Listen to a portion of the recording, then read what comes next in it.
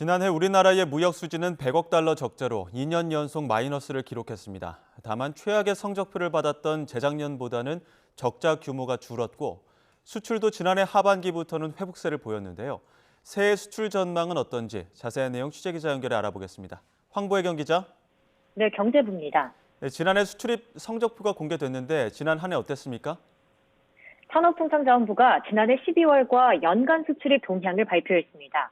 지난해 우리나라 수출은 6,327억 달러로 1년 전보다 7.4% 줄었습니다. 수입 역시 에너지 가격이 하락하면서 전년보다 12% 줄어든 6,427억 달러로 집계됐습니다.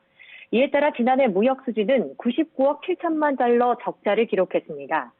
수출액이 감소한 건 코로나19가 발생한 지난 2020년 이후 3년 만입니다. 전 세계적인 고금리 기조와 중국의 경기 회복 지연 등으로 주력인 반도체 등의 수출이 부진했던 탓입니다. 무역 수지는 재작년에 이어 2년 연속 적자지만 재작년 무역 수지가 478억 달러, 역대 최악이었던 것과 비교하면 적자 폭을 크게 줄이며 나름대로 선방했던 평가입니다.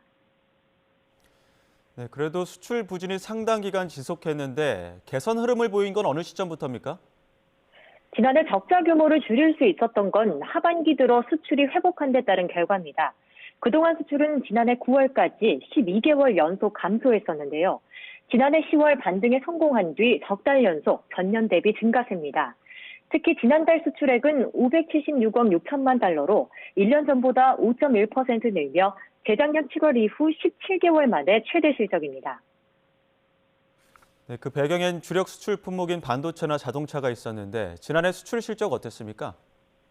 지난해 반도체 수출액은 986억 3천만 달러로 전년과 비교하면 23.7% 실적이 후퇴했습니다. 다만 지난해 1분기 저점을 찍은 뒤 4분기 들어 메모리 반도체 가격이 회복하면서 수출도 점차 개선되는 모습을 보였습니다. 반도체는 지난해 11월 전년 대비 12.9% 오르며 플러스로 전환됐습니다. 이어 지난달 수출도 전년 대비 21.8% 큰 폭으로 올랐습니다. 지난달 반도체 수출액은 110억 3천만 달러로 연중 최대 실적을 기록했습니다. 지난해 역대 최고 수출 실적을 기록한 자동차도 적자 규모를 줄이는 데 한몫했습니다. 지난해 자동차 수출액은 709억 달러를 기록하며 재작년보다 30% 넘게 늘었습니다. 특히 전기차와 SUV 등 고부가 차량의 판매 호조가 눈길을 끌었는데요. 전문가의 말 직접 들어보시죠. 특히 전기차 같은 경우에는 양대 시장이 미국과 EU인데 미국은 80%, 미국은 EU는 105% 정도 늘어서 크게 증가했습니다. 친환경차 전체로는 한국이 미국 수입 시장에서 1등을 달리고 있는 그런 상황입니다. 이 밖에도 지난해 일반 기계 수출이 4.6%, 선박은 20.9% 증가했습니다. 예, 그런가 하면 지난달 미국으로 한의 수출이 중국을 제쳤다고 하던데 이게 20년 만에 처음 있는 일이라고요. 네, 중국과 미국으로의 수출 성적표는 엇갈렸습니다. 미국으로의 수출은 1,157억 달러로 역대 최대 실적을 기록했습니다. 지난달에는 미국으로의 월간 수출액이 113억 달러로 중국을 제치면서 미국이 20여 년 만에 우리나라 최대 수출국이 되기도 했습니다. 이는 다시 말하면 중국으로의 수출이 그만큼 줄었다는 의미입니다. 지난해 중국으로의 수출은 1,248억 달러로 전년 대비 20% 가까이 줄었습니다. 중국과의 무역 수지는 지난해 180억 달러 적자를 기록했는데 한중 수교가 이뤄진 지난 1992년 이후 중국과의 무역 적자는 처음입니다. 중국의 경기 침체도 영향을 미쳤지만 중국의 중간재 자금률이 올라가면서 더 이상 한국에 기댈 필요가 없어졌기 때문입니다. 네, 그럼 올해는 수출이 반등할 수 있는 겁니까?